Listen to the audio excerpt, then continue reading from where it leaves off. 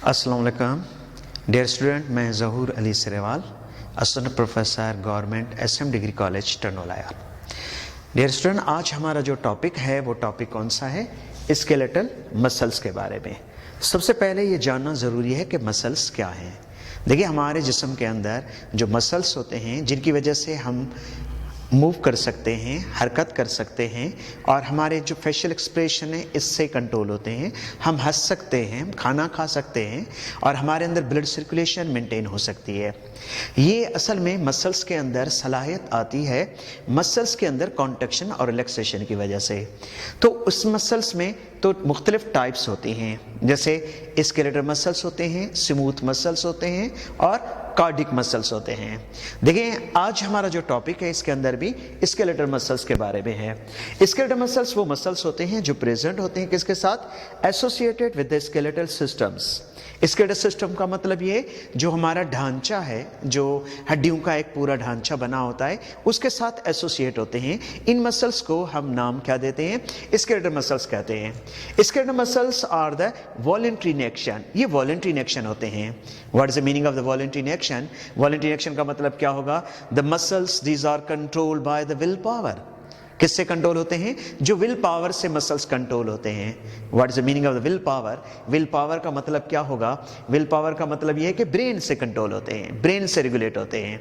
जैसे कि हमारे हाथ के अंदर मसल्स हैं, हमारे बाजू के अंदर मसल्स हैं, हम इनको ब्रेन के ज़रिए से या हम अपने जो जहन है, ब्रेन जो है, उसके ज़रिए से हम कंट्रोल करते हैं और रेगुलेट कर रहे होते हैं। तो इस वजह से हम इसको कहते हैं these muscles are voluntary in action. ये वॉलंटरी इन एक्शन होते हैं।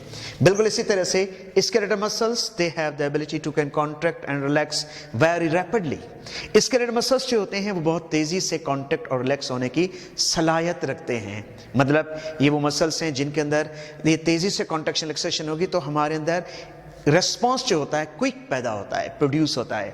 हम बहुत जल्दी से रेस्पॉन्स पैदा करते हैं और वजह क्या होती है? क्योंकि इनके अंदर कॉन्ट्रैक्शन रिलैक्सेशन बहुत तेज़ी से होती है और इसी वजह से कॉन्ट्रैक्शन रिलैक्सेशन क्विक होने की वजह से we will get the fatigue very सून।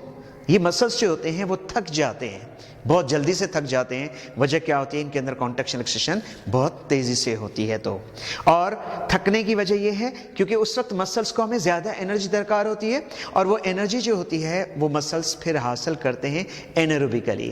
फिर रिजल्ट में क्या होगा? एनर्जी उतनी पूरी रिक्वायरमेंट नहीं होती, तो इस वजह से हमारे पास ये मसल्स जो होते हैं थक जाते हैं और थकने का एक सबब भी है।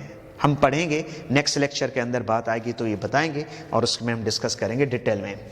Skeletal muscles are responsible to provide the locomotion, support and the protection.